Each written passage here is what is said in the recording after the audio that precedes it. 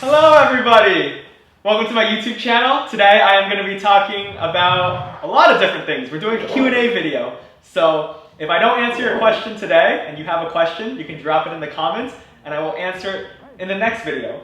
But for today, I got a bunch of questions from client emails, from my email list, which you can sign up for down below, and Instagram.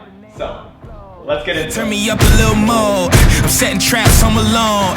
You know you whack, I'm a maniac, boy, you know I'm black to the bone. Pick a place, pick a date, I go cool, pick a load. Thought you was good, huh? Take you out back, Drake through the woods, huh? Thought I was weak, huh? You ain't see the work I put in all week, huh? Give me that, where the city at? Nitty gritty, this ain't gonna be pretty, Jack. Not afraid, get up out the way. Y'all used to hate, look at what you made. First question is, what is the difference between HIIT and LISS? So HIIT stands for high intensity interval training, which is a form of cardio, and then LISS stands for low intensity steady state cardio. So they're both obviously cardio, and the benefits of them are pretty much very minor. There's really not much difference. So they both burn the same amount of calories if you match for work. So let's say you do sprints, high intensity interval training, right? If you run the same distance as you would doing low intensity steady state cardio, you'll end up burning the same amount of calories. They both also have a very similar interference effect, meaning they both interfere with strength training to the same degree. It doesn't mean they both cause muscle loss. It just means if you do it in combination with strength training, there's a slight interference effect, and neither one is more beneficial for this. The only real difference is time. So with HIIT, you get to do the same amount of work in a shorter time frame. So you get to save time, but it comes at a cost. So it's more fatiguing. You're doing the same work with less rest. So if you are strength training, if you are lacking sleep, if you don't have a lot of recovery, then doing a lot of HIIT probably isn't a good idea. But if you're somebody who can recover well and you're on a tight schedule, you want to save time, then HIIT is probably a better choice. Beyond that, like I said, they're both very similar and it's just up to your preference. Okay, next question from my client. He asked, does the soreness from my construction work mean that I'm building muscle? So for context, this is a client who's he's an intermediate lifter right now, but he's taking some time off from lifting because he's constructing a new house to sell, and he gets really sore. But this soreness is not muscle growth. Same thing with general soreness. When you feel sore, it doesn't indicate or guarantee that muscle growth is occurring, because soreness usually happens when you do something that's either very strenuous or doing something you're not used to. So because he's not used to the demands of construction, he's coming home really sore. And you feel it in your muscles. It feels like muscle is growing, but what you're feeling is muscle breakdown. So that muscle is muscle damage, small tears in your muscle, and that is just being repaired. In order for muscle to actually grow, to get a net gain from muscle growth, you have to strength train. You have to impose the mechanical tension from weights and bands and body weights in order to grow new muscle tissue. And this applies generally to intermediate and advanced lifters. If you're a beginner, you can do anything and you'll build muscle. But if you're already an intermediate or advanced lifter, you have to continue to lift, because anything else isn't gonna induce enough mechanical tension, even if it feels very strenuous. And then third question, can HIIT get you the same cardiovascular health benefits as long endurance cardio? Yeah, it can. It just does it in a shorter amount of time. Even though it is shorter, right, your heart rate goes up faster. So essentially the net outcome is the same. Next question, what supplements enhance fat loss? I actually get this question quite a bit, probably every other week, because everybody wants a supplement that enhances fat loss.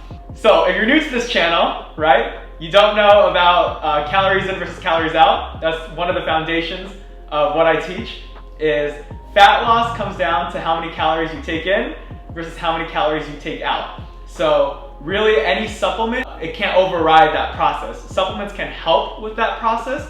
So you can take a supplement that either makes you burn more calories, which really the only ones I know of is caffeine and maybe green tea, and they have very minor effects with bigger drawbacks, especially with caffeine. If you take it too much, you'll get tolerated to it. Or you can impact the other side of that equation. So you can take supplements that make you eat less. So you can't really take a supplement that speeds up fat loss per se. You can only take supplements that make you eat less, which speeds up fat loss. So there are a few appetite suppressing supplements. The first is apple cider vinegar. You can take that with water, and that's been shown to suppress appetite by maybe about 50 to 100 calories. So a lot of these supplements don't do a whole lot, but they can help, right? Another supplement that might suppress your appetite is fiber supplements. So if you're not eating enough fiber from your diet, you can take a supplement. Gram for gram though, if you take a fiber supplement, it's generally less beneficial than eating whole fruits and veggies. So make sure your diet is good first, and if you want to take some caffeine, you want to take a fiber supplement, you can, but there's really no magical fat loss supplement that's going to completely transform your body overnight. And then next question, should I do my cardio after or before my workout? This will depend on your goal, but for most people that watch my YouTube channel and follow me on Instagram, they are usually looking to transform their bodies. So they're usually looking to lose fat and build muscle. And for that goal, you always want to do cardio after your workout. The reason for it is the adaptations or the benefits of strength training are far more important than the benefits of cardio, because strength training will retain your muscle mass, that'll keep your metabolism high, and that'll actually make you look good when you lose the body fat. Because if you lose body fat and you don't have any muscle to show, then you look skinny, you don't look lean, you don't look strong, right? So the benefits of strength training are very important. You want to maximize the performance of strength training then. If you do cardio first, you'll be more tired, you'll be more fatigued, so your strength training performance will be compromised, meaning you'll build and retain less muscle. So ideally, in a perfect world, you'd strength train first, maximize your performance there, and then do cardio afterwards. Okay, how does body recomposition work? So body recomposition is something I talk about a lot. It's a fancy word meaning building muscle and losing fat at the same time. And essentially, people think this is impossible because, like I mentioned earlier, you have to eat more calories than you burn to gain weight, but then you also have to eat less calories than you burn in order to lose weight. The problem is those energy stores come from different tissue. So your muscles could be in a surplus, meaning your muscles could be receiving more energy than it's breaking down, right?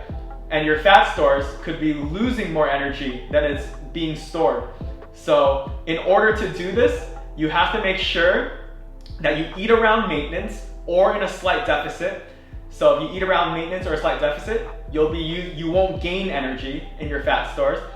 But you also have to be strength training, eating enough protein, and basically stimulating a lot of muscle growth. So if you're not strength training very hard, you're not strength training very frequently, right? You're only lifting like 2 or 3 days per week, you're probably not gonna recomp. But for somebody who's able to stimulate a lot of muscle growth, what will happen is the energy you're losing comes from your fat stores, and the energy you're storing, because you're stimulating a lot of muscle growth, goes to your muscle stores. So body recomposition is very possible. That's essentially how it works.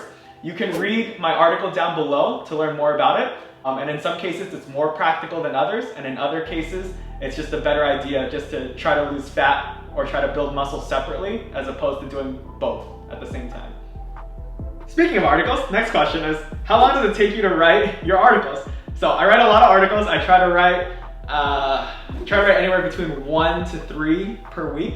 And some of the ones I write for other websites, they usually have deadlines, and those usually don't take me as long. Those usually take me anywhere from, I'd say like 3 to 6 hours per article. But articles on my website, even though my website gets less traffic than some of these other websites, I spend a lot of time on my articles. My articles, I try to have all the references there. I try to go into huge detail with every little nook and cranny to make sure this topic is covered more thoroughly than anyone else.